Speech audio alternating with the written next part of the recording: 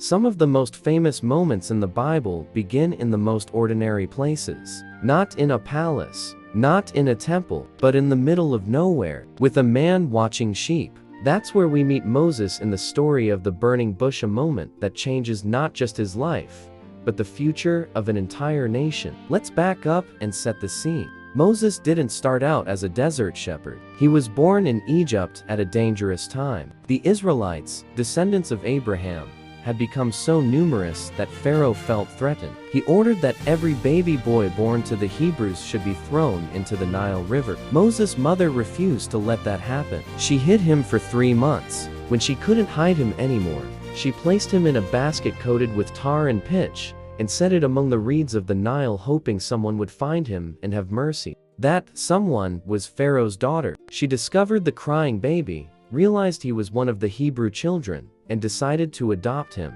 Moses grew up in the royal household, educated, well-fed, dressed in fine clothes, surrounded by Egyptian culture and power. But deep down, he knew he wasn't Egyptian. One day, when he was grown, he went out to see his people, the Hebrews, and saw an Egyptian beating a Hebrew slave. Anger flared. Moses looked around, saw no one watching, and killed the Egyptian. He hid the body in the sand. The next day, he saw 2 Hebrews fighting each other and tried to break it up. One of them snapped, "Who made you ruler and judge over us? Are you thinking of killing me as you killed the Egyptian?" Moses realized his secret wasn't a secret.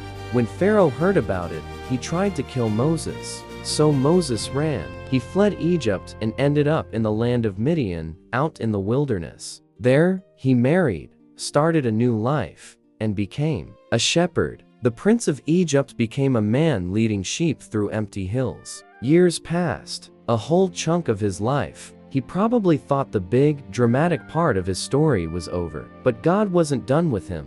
One day, Moses was tending the flock of his father-in-law, Jethro. He led the sheep far into the wilderness, to a mountain called Horeb, also known later as the Mountain of God. There, something strange caught his eye. He saw a bush on fire, in a dry desert.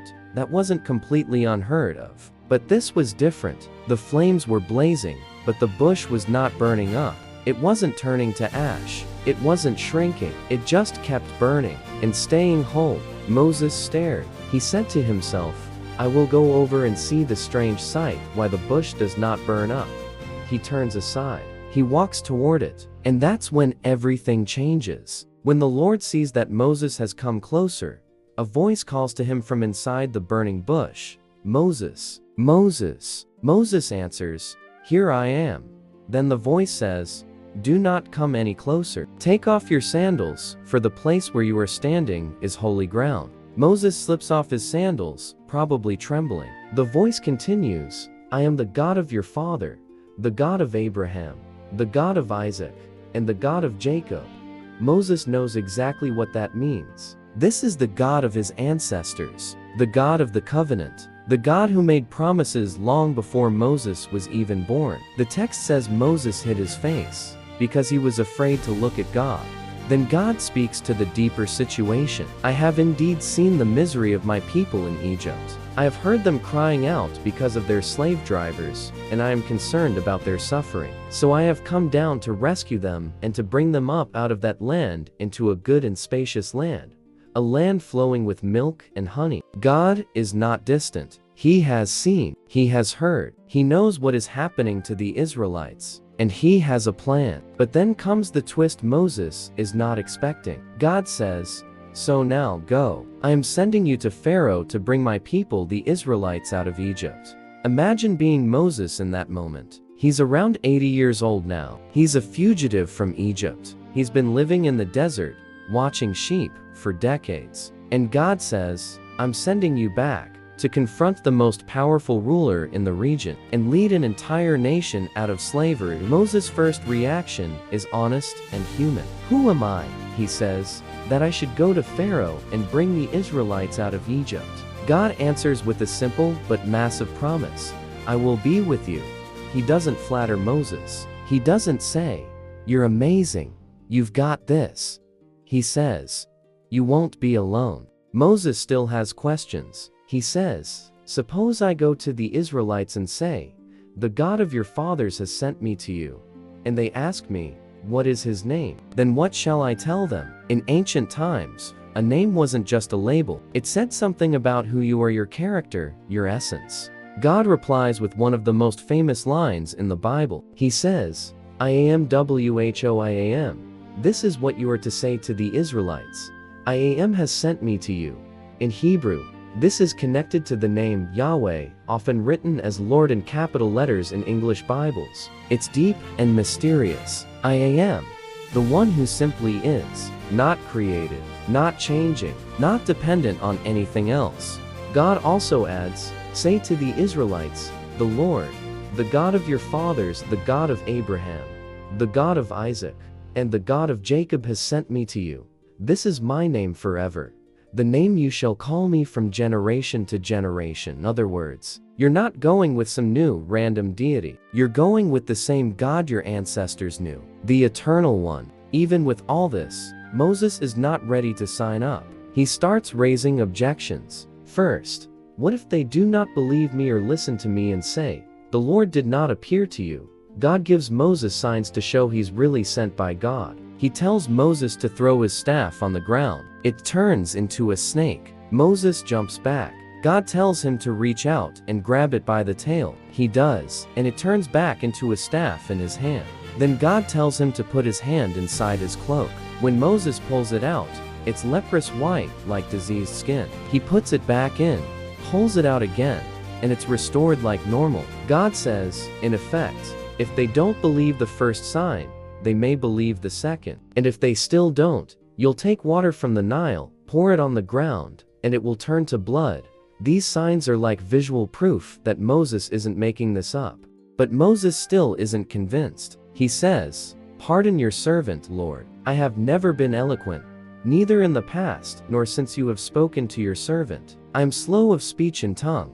Basically, I'm not a good speaker. I get tongue-tied. I'm not the guy you want for public speaking. God answers him, "Who gave human beings their mouths? Who makes them deaf or mute? Who gives them sight or makes them blind? Is it not I, the Lord? Now go. I will help you speak and will teach you what to say." Even after all that, Moses begs, "Pardon your servant, Lord. Please send someone else."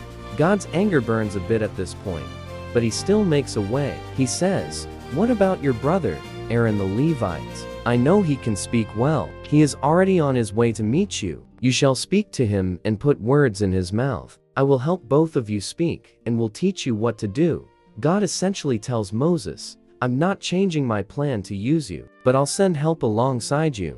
Moses is to take his staff, the same one that turned into a snake, and use it to perform the signs. Finally, Moses goes. He returns to his father-in-law and says he needs to go back to his own people in Egypt to see if they are still alive. Jethro says, "Go, and I wish you well."